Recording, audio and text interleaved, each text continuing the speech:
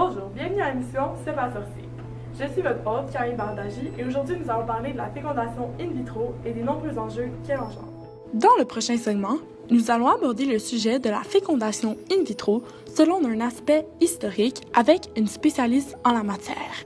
La fécondation in vitro est un processus scientifique qui permet de féconder un ovule avec un spermatozoïde dans un laboratoire et l'implanter dans l'utérus d'une femme, souvent stérile, afin qu'elle puisse donner naissance à un enfant. Bonjour, je m'appelle Hélène Wynne et je suis une spécialiste de l'histoire de la fécondation in vitro, soit la FIV.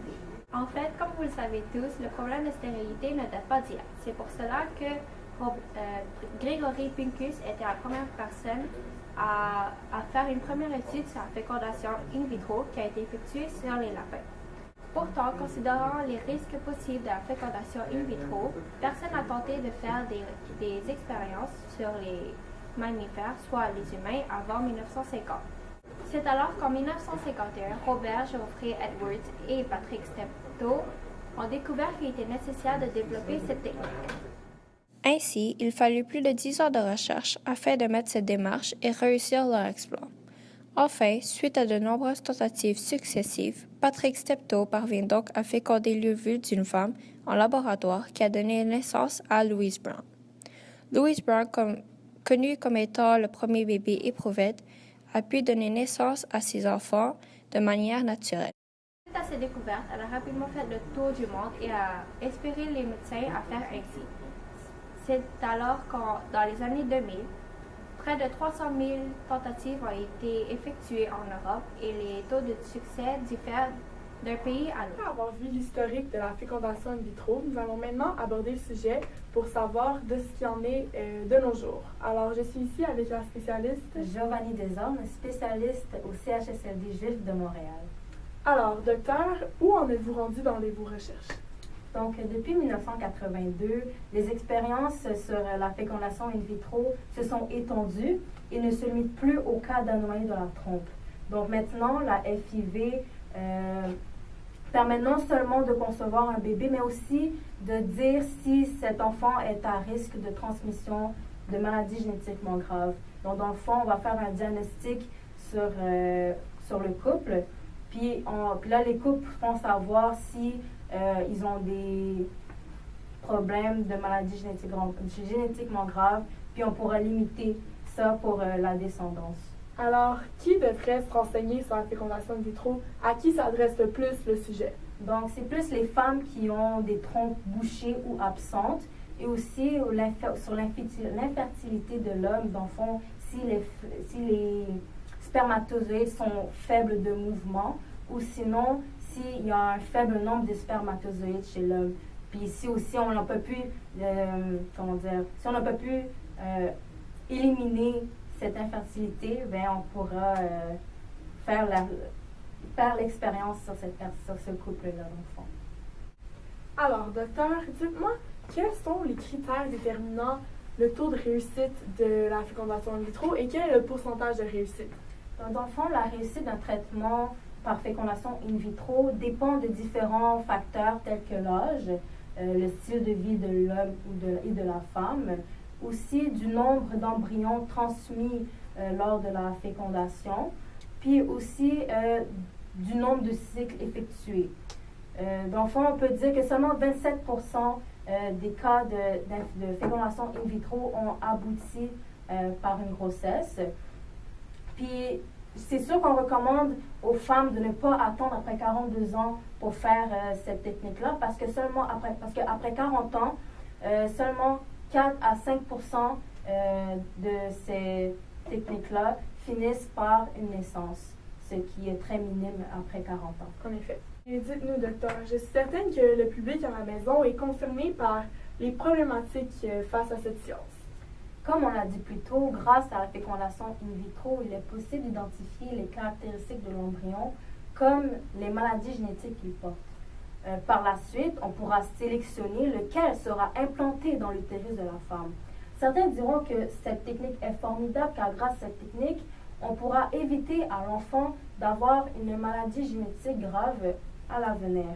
Certains diront que cette technique n'est pas bonne ou est contraire à l'éthique, parce que c'est une forme d'eugénisme, qu'il s'agit dans le fond de choisir qui a le droit de vivre ou pas.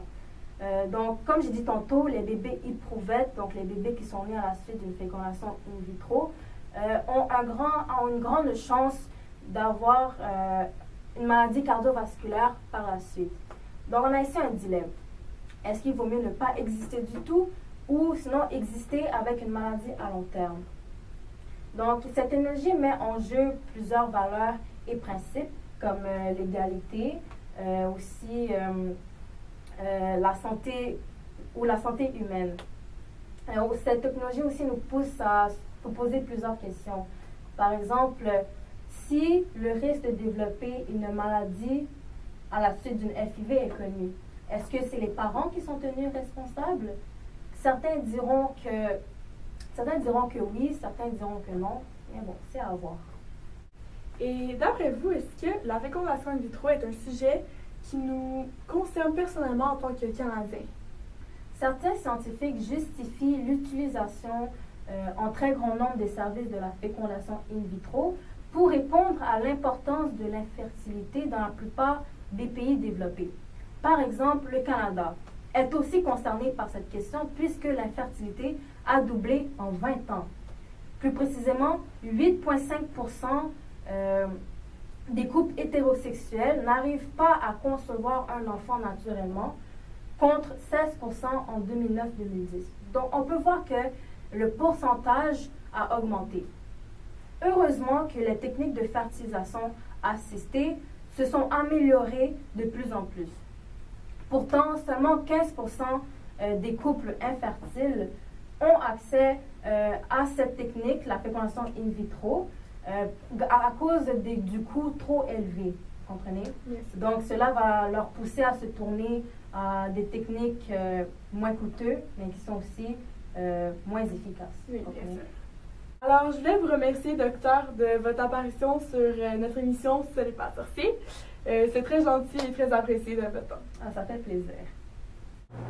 Une jeune femme m'a contactée il y a quelques semaines afin de nous faire part de son expérience avec la fécondation in vitro et elle est ici présente pour nous partager son expérience. Alors, suivez-moi, nous allons l'interviewer.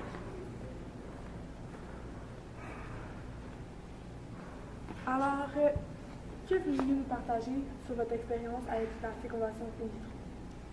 Dans le fond, je m'appelle Béatrice, puis je viens...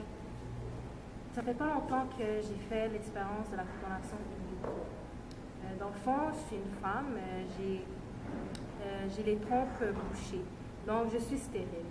Mon mari et moi, ça fait longtemps qu'on a essayé, on a voulu avoir un enfant dans la famille, ça a été très dur, on a vraiment essayé, on est allé voir des médecins pour pouvoir me soigner avec cette infertilité.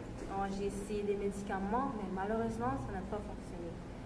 Donc, on s'est dit, OK, pourquoi pas, on va essayer la fécondation in vitro, que j'ai entendu parler dans les journaux. Donc, dans le fond, on a fait le processus, puis on a eu l'espoir quand j'ai été enceinte il n'y a pas longtemps. Puis 9 mois plus tard, mon petit Félix est né. Puis, ouais, merci beaucoup. Il est né, puis vous n'avez pas idée à quel point il a été difficile lorsqu'on s'est rendu compte qu'il avait des problèmes cardiovasculaires. Ça a été difficile pour toute la famille. Puis depuis ce jour, il y a un médecin qui le suit à cause de ce problème. Puis on a voulu qu'il soit un enfant comme les autres, qu'il soit en parfaite santé, mais malheureusement, il ne l'est pas. Puis on va juste essayer comme de le soutenir pour qu'il puisse bien grandir, puis qu'il puisse avoir une grande vie devant lui, une vie normale comme les autres. Et j'ai une question pour vous. Comment vous sentez-vous par rapport à ça? Est-ce que vous avez des remords à cause de la maladie de votre enfant ou comment vous sentez-vous? Je n'ai pas tellement j'ai pas de remords, mais il est vrai que j'aurais voulu qu'il soit un enfant comme les autres, qu'il soit en parfaite santé, mais s'il fallait que je refasse le processus, je le referais une deuxième fois parce que mon mari et moi, on a vraiment voulu avoir un enfant dans la famille, puis on est content de dire qu'on en a un présentement. Parfait. Merci beaucoup de votre témoignage, Béatrice. C'est très apprécié. Bonjour, je suis Mégane Lamarche et je suis la collègue de Camille Bardaghi. Je suis ici pour passer une entrevue avec un expert qui va venir ici pour nous expliquer du futur de la fécondation in vitro. Alors, bonjour, moi je me nomme Chloé Amos et je suis en fait ici pour vous parler, comme ma collègue l'a dit, du futur de la fécondation in vitro. Alors, je suis allée récemment en Grande-Bretagne où la pratique de cette technique est illégale afin de propager un peu les effets positifs et négatifs de cette méthode que nous utilisons tous les jours. Et puis, en fait, ça a engendré une hausse de mes clients anglais qui sont venus jusqu'ici pour avoir une fécondation in vitro. Et le premier problème pour le futur de la fécondation in vitro, justement, est celui que ça a engendré. Les Anglais voulaient à 80% des filles. Alors, ils voulaient choisir le sexe de l'embryon qu'ils allaient insérer dans l'utérus féminin. Alors, ceci provoque un grand problème pour l'humanité, en fait, parce que, comme vous voyez, ils ont choisi à 80% des filles. Alors, ça engendre une très grande baisse de garçons, en fait, dans la société, ce qui est un grand problème. En fait, j'aimerais savoir, est-ce que la sélection du sexe est le seul problème qu'on pourrait envisager? Non, il y en a plusieurs d'autres, dont un des principaux est le fait de compter les gènes dans le génome des parents stériles. Et surtout, c'est afin d'éliminer les risques de maladies telles la trisomie 21, ce qui pourrait présenter un grand danger pour l'espèce humaine, en fait, et l'évolution. Donc, quels sont les problèmes à long terme? En fait, le plus gros problème à long terme, c'est la baisse de diversité génétique, ce qui est en fait le patrimoine génétique des animaux qui permet de différencier les individus par rapport aux autres individus, en fait, de son espèce.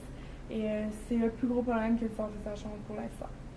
On voit bien que cela compose un problème. Oui, et c'est pourquoi je trouve que la fécondation in vitro est une très bonne solution pour les parents stériles ayant de la difficulté à concevoir un enfant, mais pour toute autre raison, soit esthétique ou soit par vouloir choisir le sexe de son enfant ou pour éliminer des risques de maladie, en fait, je crois qu'il serait mieux de ne pas utiliser cette méthode. Merci beaucoup, Chloé, pour ce témoignage. Ce fut un honneur de vous recevoir dans notre émission.